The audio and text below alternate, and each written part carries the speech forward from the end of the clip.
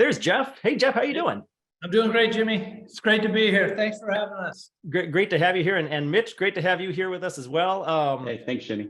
Jeff, you were on the podcast with me way back when. I think it was 19 or 20. You were on the podcast with me, going over your platform and some other Opportunity Zone topics. But this is your first time on OZ Pitch Day, so we're really pleased to have you here with us today. All right. So we're here to talk specifically about a project that we're in escrow to acquire in Austin, Texas. This is a project that Mitch has been running and overseeing for us for the better part of 2 years now. And so we're super excited because we're now finally at a point where we've got a path to completion and entitlements, which if anybody's ever developed anything in the city of Austin, Texas, you know, it's not as straightforward as you think it would be, considering all the growth and demand that they've had there.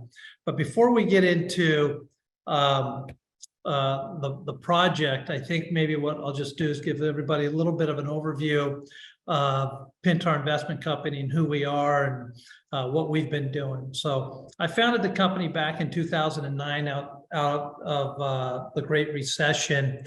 And after spending my first 20 plus years in real estate, focusing on commercial development and investments, and what I really decided, what I thought the best opportunities from a risk adjusted basis would be to invest in residential real estate. So over the last 12 plus 13 years or so, we've built a vertically integrated company that has investment management, property management, and construction management. We invested in well over 20,000 different residential units around the country, exceeding $3 billion in total investments. And that capital, as a first mover kind of in the SFR and BTR space, we've been highlighted in, we've had great opportunities for people like yourself, Jimmy, to come on board and talk about some of the different things we've been doing. We've been highlighted in the Wall Street Journal and Bloomberg and CNBC, and being a first mover in the space of really kind of adopting residential, single family rentals and now build to rent as a true asset class, got us in front of some of the world's leading investment management firms. And here's a list of just some of the groups that we've partnered with on various different strategies, from scattered site SFR development to build to rent communities, to portfolio buys, to build to rent, to apartment communities, which is all combined in the project that we're going to be talking about today. And in 2017, when the tax law came to be for opportunity zones, and I'm not going to really dive into opportunity zones and the pluses and minuses of it in this presentation, because I'm assuming all the audience here is already well aware of the benefits of it and the rules and regulations. We can talk about that at a separate time if you want.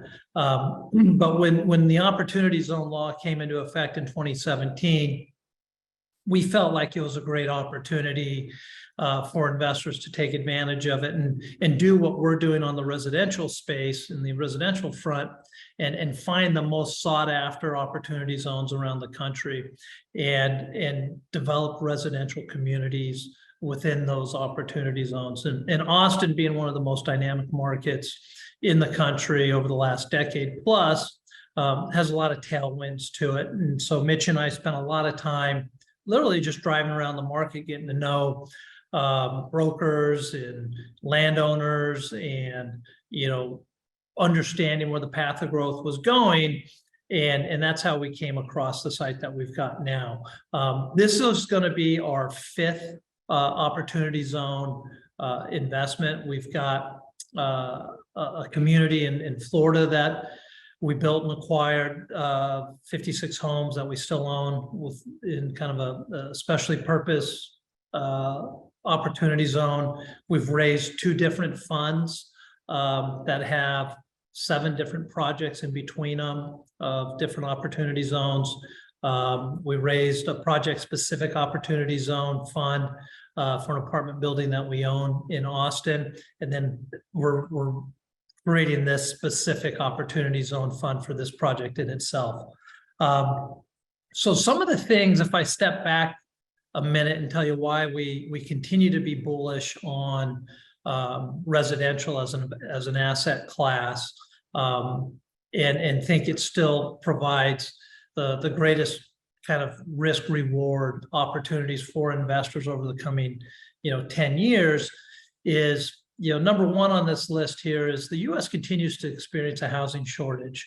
We just don't have enough houses being built or in existing inventory to satisfy the demand.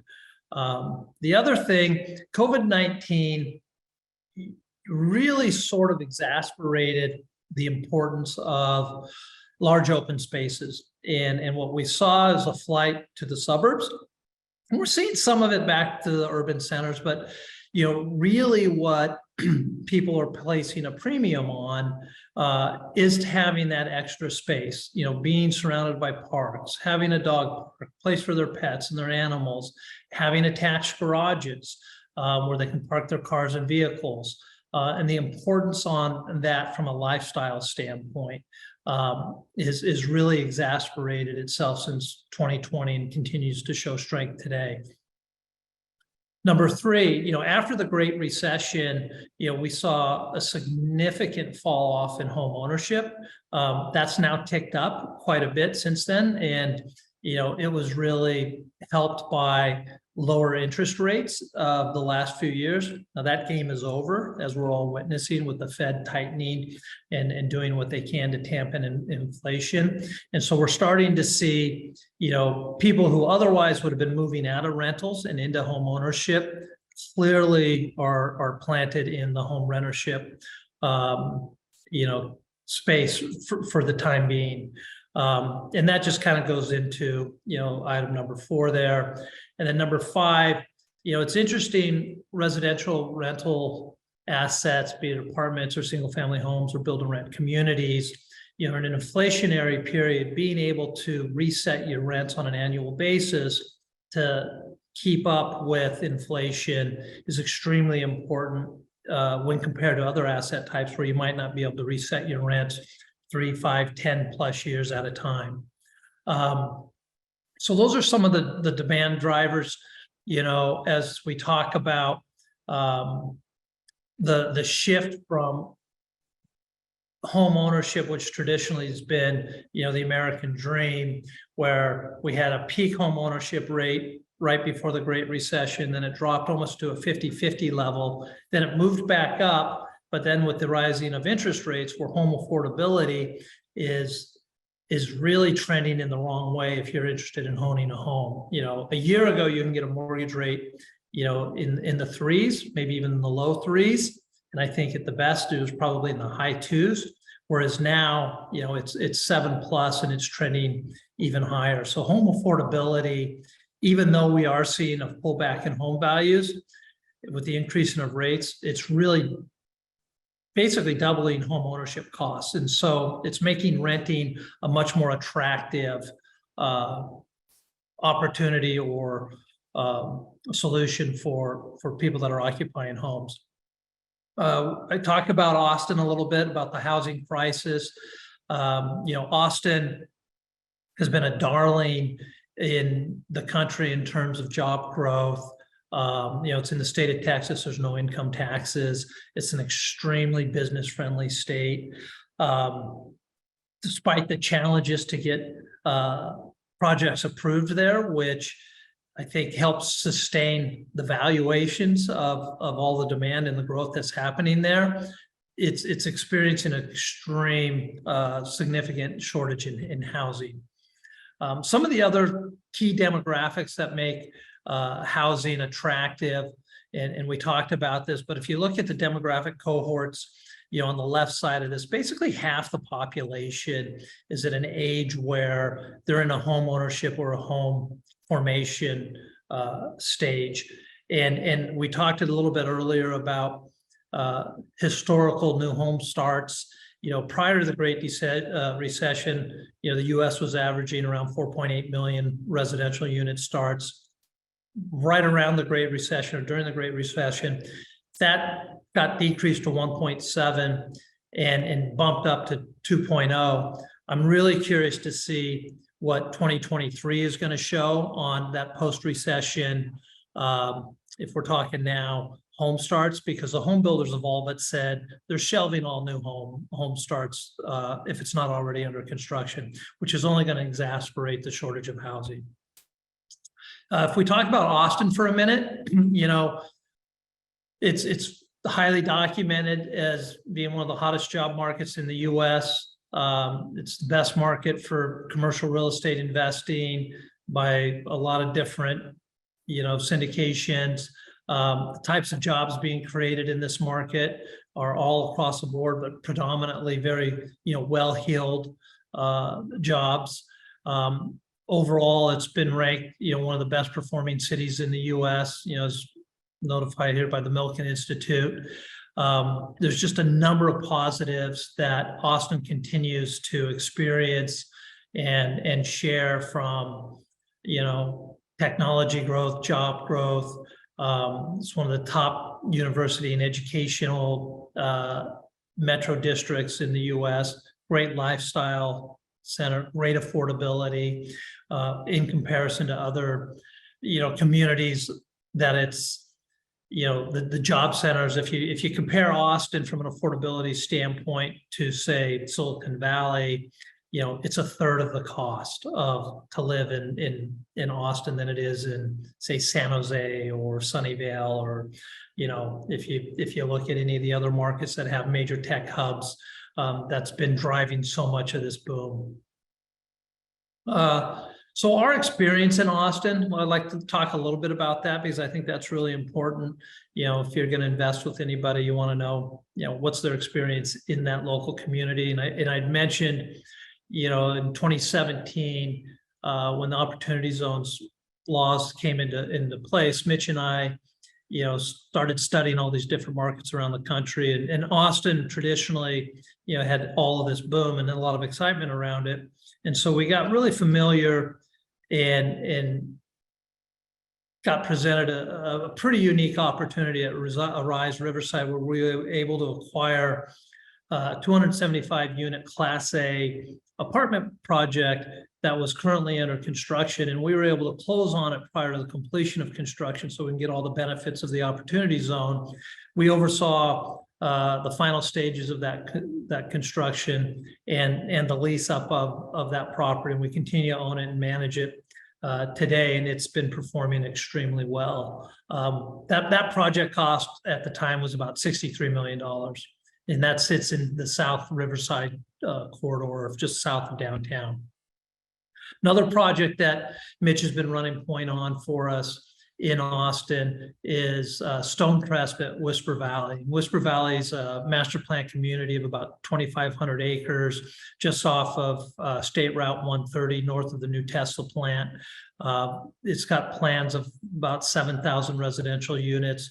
Our project is we're scheduled to close on this land in December of 22. We're going to build, you know, 19 individual buildings, which are known as a Humphrey's Big House, which we're going to replicate on, you know, the project that we're talking about today, the Lane. This project, we've been in entitlements for, you know, better part of a year and a half, and it'll be shovel ready for us in February, March of 23. So that's an exciting deal that we're going to be working on. Now let's get to the Lane and what we're excited about. So the Lane is a 800 plus residential unit development that we're going to be building over 3 phases, and it sits strategically in Northeast Austin, right in the major path of growth. It sits just off of State Route 130 and just a quick few minutes drive to I-135. So the accessibility in and out of this area is tremendous. We're within a half an hour drive from all of these major either employment hubs or job, you know, demand centers, the nearest of which is Samsung's existing semiconductor facility, literally 5 minutes from us. The most recent one, or one that's kind of garnered a lot of the headlines, is Tesla's Gigafactory that they built just 20 minutes south of us off of State Route 130. And then Samsung is investing another $17 billion, you know, 25 minutes north of us in a new semiconductor development facilities that they're doing as well. Now, as you can appreciate, all of this growth has all the commercial growth has taken place in advance of residential growth. And so now residential is playing catch up. And this bodes really well for rental products. You know, the for sale products have been performing extremely well in Austin with home values, you know, getting 20-30% annual increases. Well, with the rise in interest rates, the for sale product housing in Austin, even despite the increases of values, is going to be slowing down quite, you know, substantially. Yet the demand is still there. And so new rental products, especially those products that are designed carefully with sustainability in mind, first class amenity centers, those assets are going to outperform the others. And this slide is one just of our little area here. You can see on the lower left the existing semiconductor facility of Samsung. Just kind of north of that is, you know, a huge master plan development called East Village, which is currently under construction. They're adding more office and some residential. But what's really interesting is some of the land comps, you know, and what makes the lane really attractive is our basis. So we're in contract to buy this for just over $10 million, you know, 51 acres for about 10.1 million. Recent comp is the Trammell Crow development that they partnered with CBRE Global Investors, you know, within a mile of us on Howard Lane. And they paid $56 million for that land. And at the time they closed on that land in earlier of 2022, their level of entitlements won't be at the same level of entitlements we have when we close on our land, meaning we'll be shovel ready, permit ready, no more entitlement risk, whereas they still had a substantial amount of entitlement risk that they had to work through. The other existing comp in this trade area that we want to point out is the Taylor Morrison development, which is under construction, building these 94 homes right now, is their land value is about a 30% increase to our purchase price. And so one of the things that, you know, we do our best to crystal ball at, and with this development being multi-phased and what we're offering investors in this offering is to come in at our land bases at 10.1 million. That's going to be used to acquire the land, pay for the pre-development costs, entitlement costs, that we have to cover to, you know, get it to a developable piece of property.